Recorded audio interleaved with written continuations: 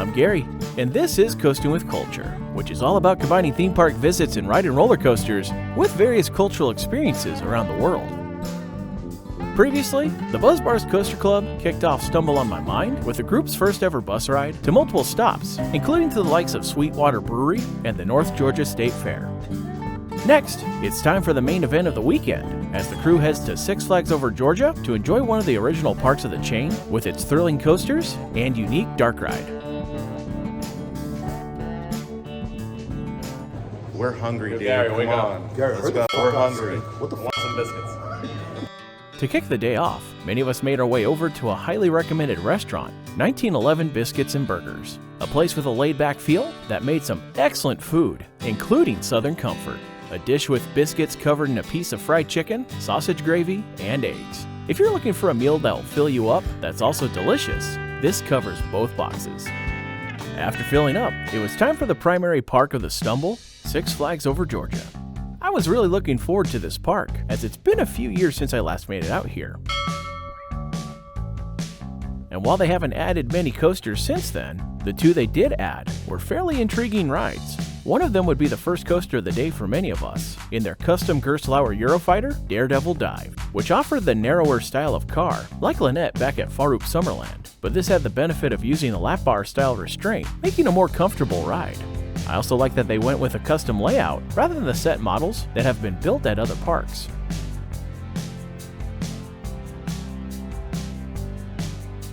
It really had some fun elements, although I don't know if I'd call it a top-tier ride. Still, it serves as a great supporting ride here at Six Flags.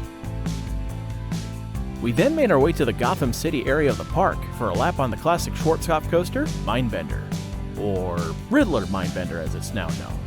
While I appreciate that they gave the ride an extensive renovation, the new shorter trains took away a bit of the force and speed, making it a bit more tame than what Anton's creations are capable of. It would be interesting to see if it would have been closer to its former glory if the newer trains were the same length as the old ones.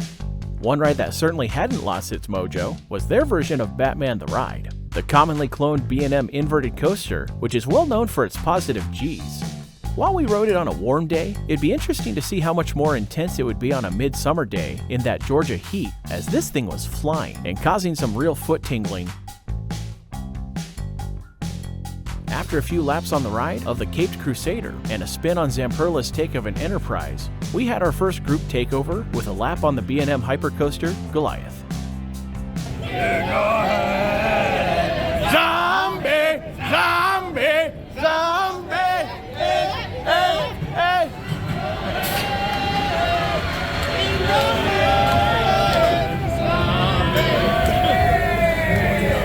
Hey! Let's get it.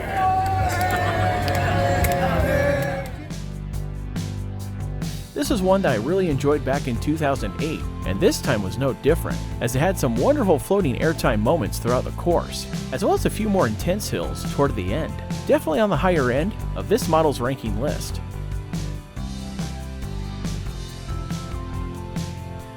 As the larger group began to splinter off, some went off for what would become a rather dry log flume adventure. We are not moving because there's no water! What the heck just happened?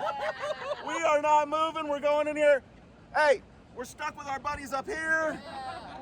And I don't know what's going to happen, but we're here for a while. Yeah, I think so. Have a good Flags Day. Hey, the moral of the story is we blame Larson. Yes. Yeah, Larson. no circle. You suck, Larson. I'm thirsty. I wonder if this works. There we go. Have a Six Flags day. Others went for more laps on Batman, and several of us went to enjoy a few of the park's classic rides, like the DeLonga Main Train, Aero fanboy. That was hilarious. and a ride that really helps this park stand out from the rest of the chain, Monster Mansion. This wonderful and original dark boat ride takes you into the home of these monsters with many fun gags and some spooky situations. An absolute treasure that I hope continues to live on for a long time. A group of us also enjoyed one of the more cloned rides of the chain with their Zamperla Giant Discovery, Pandemonium. This variation of the spinning pendulum ride is always a solid choice, but it hit a little differently when you add a little Buzz Bars karaoke to the mix.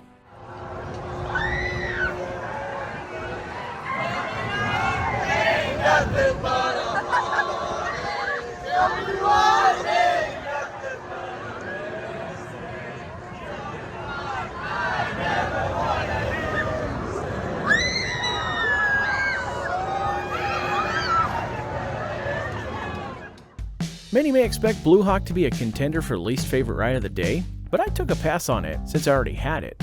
However, its neighbor ended up taking that title. Not to say that Great American Scream Machine is a bad ride, because honestly it had some really nice pops of air. The problem was that the road divider made the seats incredibly narrow, and I ended up sitting in a way that caused my hip to angle in an awkward way, which caused a lot of pain, as made evident by my immediate post-ride reaction.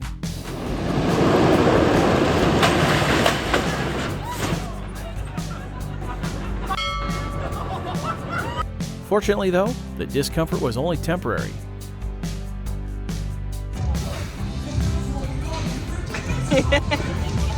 Definitely dropped some there. And we had another group gathering for what was another highlight of the day, and another new coaster credit to my list, Twisted Cyclone.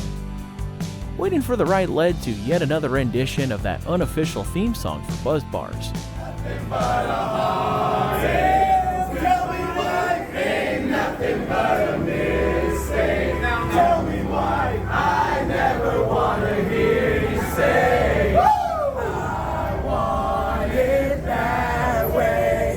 The old Georgia Cyclone was an okay ride back in 2008, but this RMC conversion made for an exciting ride, filled with the airtime and off-angled elements that the mad scientists of Idaho are known for.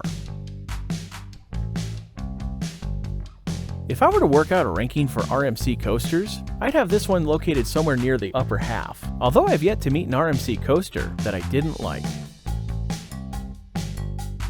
There were a few more evening re-rides, but I had to make an early departure to help a few folks out who were heading to the airport and dropping others off at their hotels. As Oliver and I made our way over to the hotel he was staying at, I caught a glimpse of a carnival that was just on the other side of the highway from the old Turner Field. Unfortunately, we got there a little too late as they had just closed for the evening, so there would be some investigating to see if it might be able to be added to the itinerary for the following day, which would see a post-Stumble coaster credit run. Before that though, this was once again an excellent time with the Buzz Bars Coaster Club, and the inclusion of the Stumble Bus was a real treat as we had a chance to have some different experiences as a club, which I believe helps this event stand out from the others. Thank you to the club leadership for putting together yet another excellent event. If you find yourself interested in joining the club and taking part of one of these events, check out the link below in the description for the club website to join. And don't forget to follow the club on the likes of Facebook or Twitter for updates about upcoming events. If you'd like to see more of what this club is about, check out the Buzz Bars YouTube channel, where wonderful compilations by Allison can be found with all the shenanigans the crew gets into when getting together. You can also find a link to her video for Stumble on My Mind in the description as well. While this marked the end of the event, there would still be more time to enjoy in Georgia. Thank you for watching this Coastin' with Culture video. If you enjoyed it, please give it a thumbs up and click the subscribe button below to see future videos here on YouTube, like these ones which you may enjoy as well. Additional content can be found at coastingwithculture.com, and you can also follow Coasting with Culture on Facebook, Instagram, and Twitter for announcements, previews, and updates. Thanks again for watching, and until next time, take care and safe travels.